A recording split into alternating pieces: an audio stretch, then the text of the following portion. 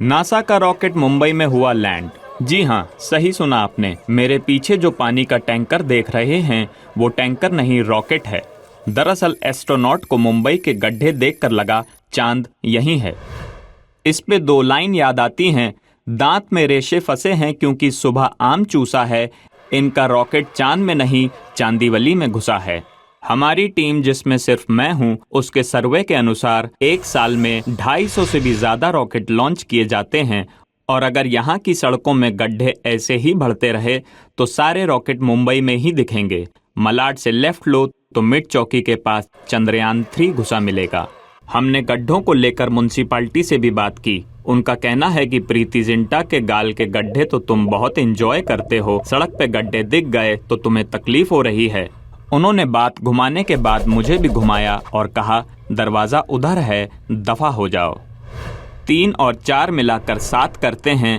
आइए नेताजी से बात करते हैं। नेताजी, मुंबई में इतने गड्ढे हैं जिसकी वजह से रॉकेट चांद समझकर यहाँ लैंड हो गया है, क्या कहेंगे?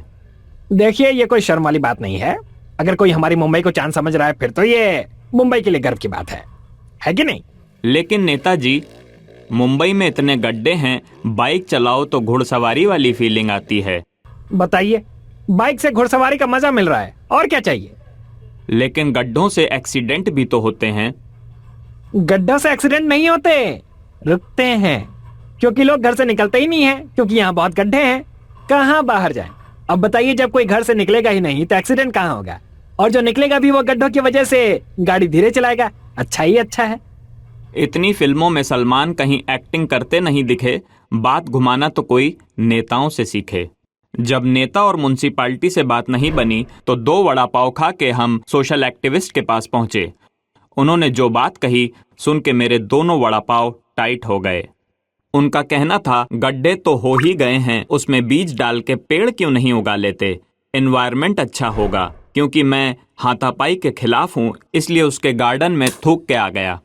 खैर, जाते जाते मैं क्यूरोसिटी की आड़ में अपनी चूल मिटाने वाले इन साइंटिस्ट से भी जानना चाहता हूँ, क्यों जाते हो चांद पे, क्यों खोजते हो पानी, क्यों चाहिए वहाँ जीवन, क्यों चलती है पवन, क्यों झूमे है गगन, क्यों मचलता है मन, ना तुम जानो ना हम।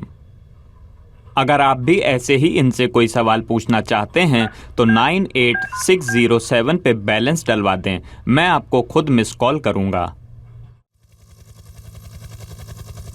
नमस्कार, मैं रंजन स्वागत करता हूं। आज एक उड़ती उड़ती खबर आ रही है। Thank you Akshay Kumar ji. Shooting में जा रहे थे, मैंने लिफ्ट मांग ली। खबर आ रही है झारखंड के सबसे डेवलप्ड इलाके चिरकुंडा से। ऑफिस के बाहर नहीं थी सुट्टे की दुकान तो तलबी युवक आदित्य ने छोड़ दी नौकरी। खबर विस्तार से बताएं तो आदित्य बघेल को माँ बाप प्यार से आदि आदि कहते थे। उन्हें लगता था कि वो उनका आदि है, लेकिन वो साला सिगरेट का आदि था। सुबह अगरबत्ती का धुआं देख के उसे सिगरेट का धुआं याद आ जाता था। बाप ने पहली बार उसे चलना सिखाया तो वो सिगरेट लेने चला गया। जब माँ ने उसे पहली बार तैरना सिखाया तो वो तैर के सिगरेट लेने चला गया। उसके बाद से माँ बाप ने उसे कुछ सिखाना ही छोड़ दिया। एग्जाम में भी वो A ग्रेड नहीं C ग्रेड लाता था। लेकिन चिरकुंडा का चिरकुंडा संस्कारी भी गजब का था। घर में माँ बाप के सामने सिगरेट नहीं पीता था, इसलिए उसने माँ बाप को ही घर से निकाल दिया। अपने आदि ने दंगल मूवी भी पूरी इसलिए देखी थी क्योंकि उसे लगा लास्ट में फोगाट साहब की दोनों छोरियां गोल्ड फ्लेक लेके आएंगी। लेकिन निराशा तो तब हाथ लगी जब वो गोल्ड फ्लेक की जगह सिर्फ गोल्ड मेडल ले आई। ऐसा नहीं था कि वो सिगरेट नहीं छोड़ पा रहा था, सिगरेट छोड़ना उसके बाएं हाथ का खेल था। लेकिन प्रॉब्लम ये थी कि वो सिगरेट दाएं हाथ से पीता था। सूत्रों को ब्लैकमेल किया तो पता चला वो आदि किस्मत का धनी था। उसके घर के बाहर, स्कूल के बाहर, यहाँ तक कि कॉलेज के बाहर भी सुट्टे की टपरी थी। लेकिन कहते हैं ना, ऊपर वाले के स्क्रीन प्ले में दृश्यम से ज़्यादा ट्विस्ट हैं। आदि की जहाँ जॉब लगी वहाँ सुट्टे की टपरी नहीं थी, बल्कि एक गाजर और चुकंदर के जूस की दुकान थी। जूस देख के उसे उल्टी सी आने लगी और छी कह के ऑफिस के अंदर चला गया। उसके ऑफिस से सुट्टे की दुकान इतनी दूर थी कि जब वो सुट्टा पी के वापस ऑफिस पहुंचता तब तक उसे फिर से सुट्टा पीने की तलब मच जाती। ऑफिस में बैठे बैठे उसने फ़ोन में जो सिगरेट की इमोजी होती है वो तक फूंक डाली। मज़े की बात तो ये थी कि उसने आईटी कंपनी भी यही सोचकर ज्वाइन की थी कि वहाँ टेंशन का माहौल रहेगा तो सिगरेट पीने में मज़ा आएगा। टेंशन तो मिल रही थी लेकिन ससुरी सिगरेट नहीं मिल रही थी। हद तो तब हो गई जब उसने डस्टबिन में पड़े फिल्टर को जोड़कर एक सिगरेट बना ली, लेकिन वो कब तक रुई फूंकता, उसे निकोटीन की ज़रूरत थी। उसने फाइनली अपने अपाहिज दादाजी को बहला फुसला के उनसे अपने ऑफिस के नीचे सिगरेट की दुकान खुलवा दी, लेकिन ऑफिस के गार्ड्स ने दादाजी की दूसरी टांग भी मरोड़ दी। दादाजी चिल्लाते रहे बेटा बचाओ, और आखिरकार वो दिन आ ही गया जब उसने पूरी तरह से छोड़ दी सिगरेट नहीं, नौकरी। माना जाता है अब वो अपना ड्रीम जॉब कर रहा है। वो सिगरेट बनाने वाली कंपनी में क्वालिटी चेक डिपार्टमेंट में काम करता है। उसकी जॉब है सिगरेट पी पी के उसकी क्वालिटी बताना, और भगवान की दया से उसे 2 नन्हे मुन्ने कैंसर भी हुए हैं। This is RRR signing off. नमस्कार दोस्तों, मैं हूं आपका RRR रिपोर्टर रंजन रामपुर वाले। खबर आ रही है बेंगलोर में एक युवक ने राइड के बाद कैब से उतरने से किया इनकार।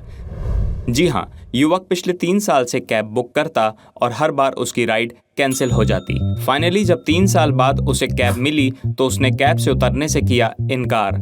फूटी किस्मत वाले रमेश से बातचीत में यह भी पता चला कि उन्होंने राइड एक्सेप्ट करवाने के लिए पुखराज तक पहन लिया था।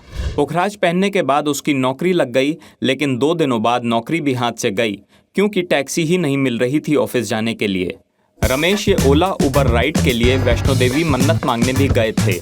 यहाँ से बस पकड़ी, फिर फ्लाइट ली, फिर ट्रेन ली, लेकिन मंदिर नहीं जा पाए क्योंकि स्टेशन में ओला वाले ने राइड कैंसिल कर दी।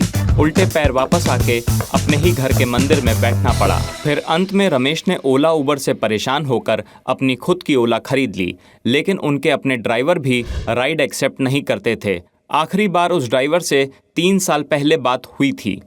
माना जाता है पैसेंजर रमेश मल्होत्रा एक बार अपनी गर्लफ्रेंड से रिजेक्ट होके सुसाइड करने सुसाइड पॉइंट जा रहे थे, लेकिन ओला वाले ने उनकी राइड ही रिजेक्ट कर दी, जिसके बाद से रमेश ने ठान लिया कि गर्लफ्रेंड भले ही एक्सेप्ट ना करे लेकिन ओला उबर वाले से राइड एक्सेप्ट करवा के रहेंगे। आज जब राइड एक्सेप्ट हुई तो पिछले 3 दिन से गाड़ी छोड़ ही नहीं रहे हैं। राइड क्या मिल गई, ऐसा लग रहा है जैसे वरुण धवन को ऑस्कर मिल गया हो। मुझे खुद रिपोर्टिंग करने के लिए गाड़ी में कूद के अंदर आना पड़ा, रोक ही नहीं रहे थे। ये OTP जैसे मुंह वाले ड्राइवर कितनी बेरहमी से राइड कैंसिल करते हैं।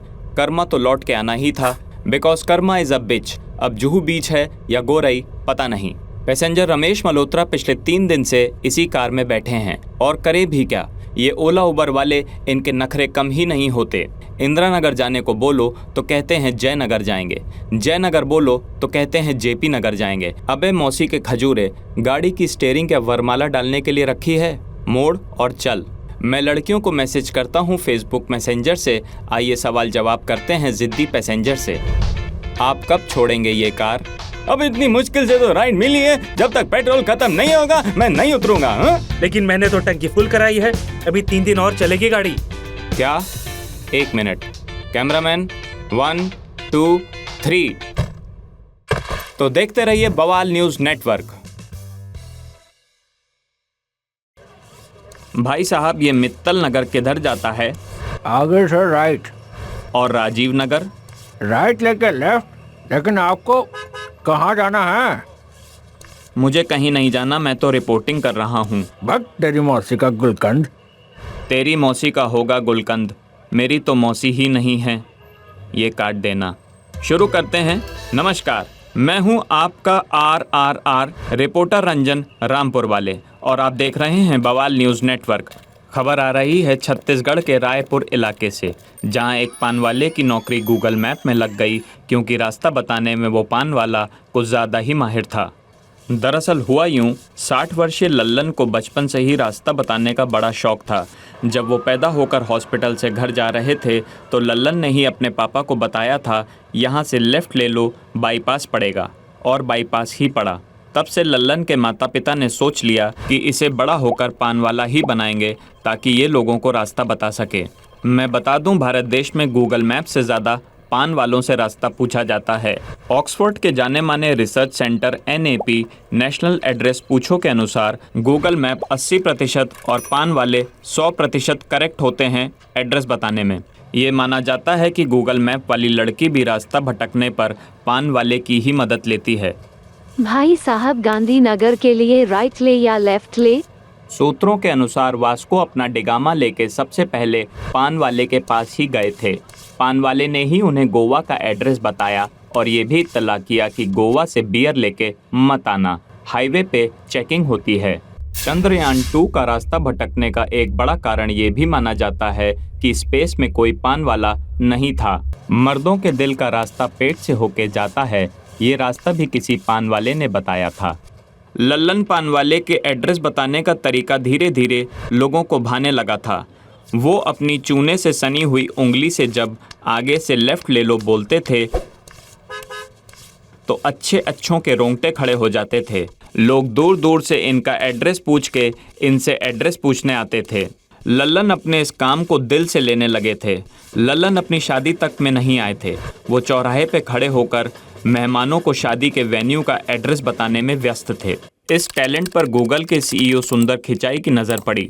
दरअसल हुआ यूं, सुंदर खिचाई को जब सुस्सू आई तो उन्होंने गूगल मैप में सुलभ शौचालय नियर मी सर्च किया। जवाब न मिलने पर उनकी सुस्सू निकलने ही वाली थी कि लल्लन पान वाले ने बोल दिया, आगे से राइट लेते ही सुलभ शौचालय पड़ेगा। ये सुनते ही सुंदर खिचाई की आंखें भर आईं और गीली पैंट नौकरी का ऑफर लल्लन को थमा दिया। गूगल की ये नौकरी की खबर सुनकर टी सीरीज के मालिक भूषण कुमार ने आदि पुरुष 2 के डायरेक्शन के लिए लल्लन पान वाले को कांटेक्ट किया और कहा, तुम्हारी डायरेक्शन ओम रावत के डायरेक्शन से अच्छी ही होगी। मुंह फेर लो देख के पहचान वालों को, दिल से सैल्यूट हमारे देश के ऐसे पान वालों को। पान वाले से जब बातचीत की तो उन्होंने बताया उनको एड्रेस बताने में कभी कभी परेशानी भी होती है। जैसे रास्ता पूछने वाले बस इतना कहते हैं, मिश्रा जी का घर कहाँ है? अबे लपछोदड़, पंडितों का मोहल्ला है, हर दूसरे घर में मिश्रा मिलेंगे।